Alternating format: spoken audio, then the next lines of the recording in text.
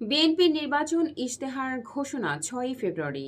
শুভেচ্ছা, আপনারা দেখছেন দৈনিক শিক্ষা.com। সঙ্গে আছি আমি প্রিয়াঙ্কা বৃষ্টি।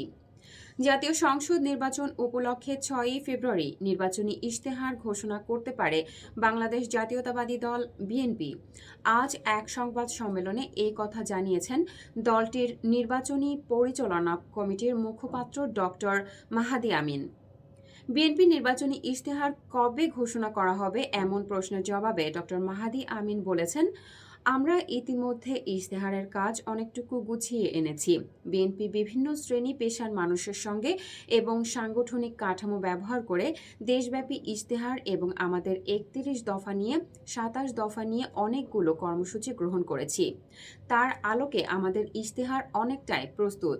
এমন পরিকল্পনা আসছে আগামী শুক্রবার আমরা ইশতেহার ঘোষণা করতে পারি।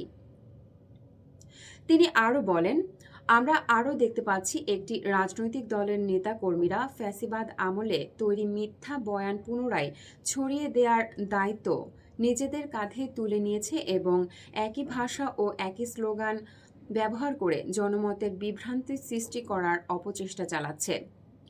এটি স্পষ্ট, বিএনপির ক্রমবর্ধমান গণজোয়ার ও জনসমর্থনের মুখে তারা ক্রমশ জনবিচ্ছিন্ন হয়ে পড়েছে বলেই সুস্থ রাজনৈতিক প্রতিযোগিতার পথ ছেড়ে ব্যক্তিগত আক্রমণ ও অপতথ্য ছড়ানোর নোংরা কৌশল বেছে নিয়েছে।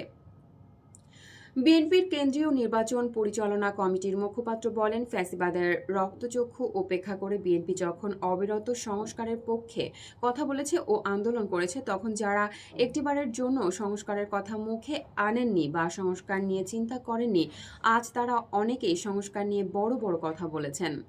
সংস্কারের জনক, ধারক ও বাহক বিএনপিকে নিয়ে তথাকথিত এই নব্য সংস্কার দাবিরা বিভ্রান্তি ও অপপ্রচার ছড়াচ্ছেন, যা বিস্ময়কর।